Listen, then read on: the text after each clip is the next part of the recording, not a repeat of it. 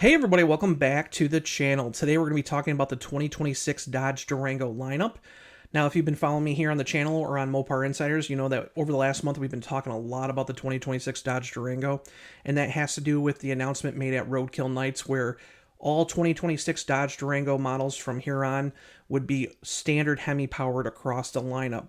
Now, it's kind of confusing. I went through a video before talking about it that 2026 Durango GT models are already on dealer lots. However, those are powered by the Pentastar V6. However, anything built after August 13th will be standard HEMI powered. So that means from the entry-level GT all the way up to the 710 horsepower SRT Hellcat, every single Durango will be HEMI powered in the United States. Now, if you're wondering about Canada, I wrote to Dodge Canada several times. They're still trying to get back to me. They're talking with people. I don't think they've actually made a decision just yet if they're going to go all HEMI over there or not.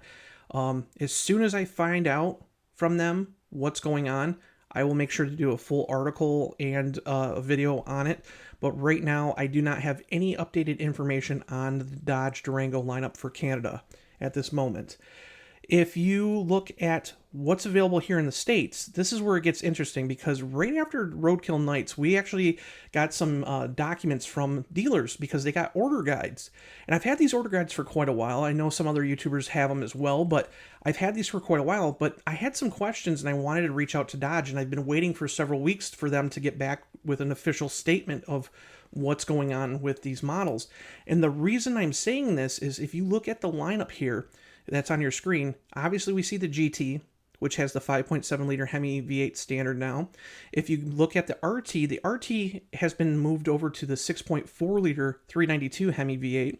So that's back for 2026. However, instead of being an SRT 392, it's now an RT 392. And then you have the return of the Durango SRT Hellcat and the new Hellcat Jailbreak. So when you look at the lineup, it looks pretty decent for, at least for performance vehicles. However, there's one little statement above the RT392 and the SRT Hellcat that caught our attention, and that's Fed state only. So what does that mean? Well, that means that the Durango RT392 and the SRT Hellcat and Hellcat Jailbreak will only be available in non-CARB states. So you might be thinking, well, what the heck is a CARB state? Well, CARB is the California Air Resource Board, and they regulate huge emissions, standards and stuff like that. And there's several states in the United States that actually follow these regulations. So these states include California, Colorado, Connecticut, Delaware, Maine, Maryland, Massachusetts, Minnesota, Nevada, New Jersey, New Mexico, New York, Oregon, Pennsylvania, Rhode Island, Vermont, Virginia, Washington, and even Washington, D.C. So if you actually think about it, that's nearly 40% of the U.S. vehicle market. So if you live in one of those areas I just announced, you will not be able to get a 392 or a Hellcat powered Durango in 2026. Now, I waited for Dodge to respond. They responded last week. I just haven't had a chance to make a video or do the article. But basically what they said was the HEMI-powered Durango RT392 and the Durango SRT Hellcat are available in non-CARB states. We're continuing to evaluate the opportunity to provide the full V8-powered Durango lineup to all customers.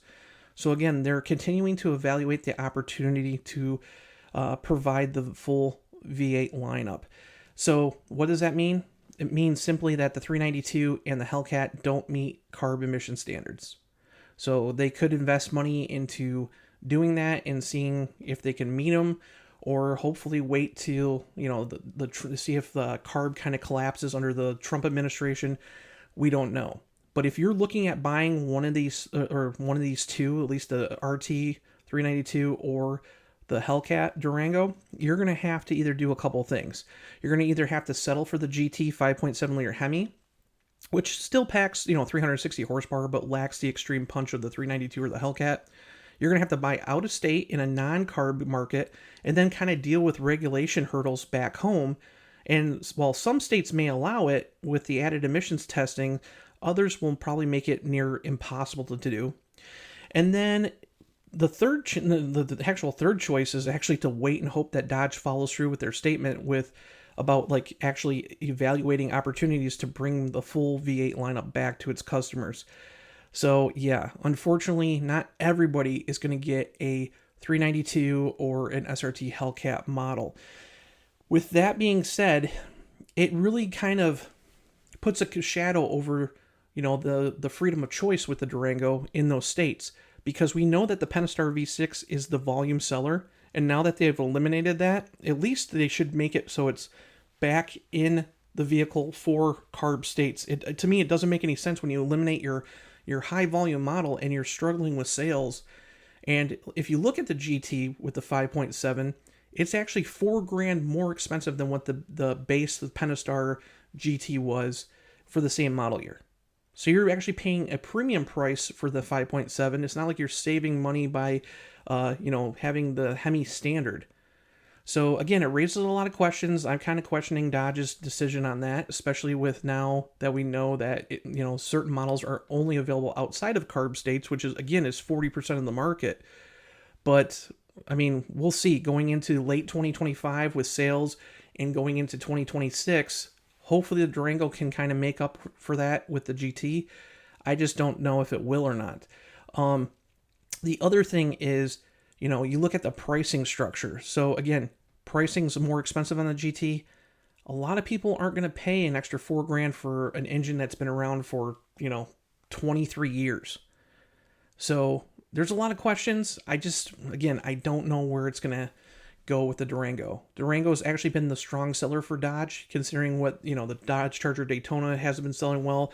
They're limited to leftover 2023 Chargers and Challengers, and then the Charger 6-pack hasn't even hit the market yet. So again, Dodge needs all the help they can get, and now they're altering their lineup, the only vehicle that's been very successful for them.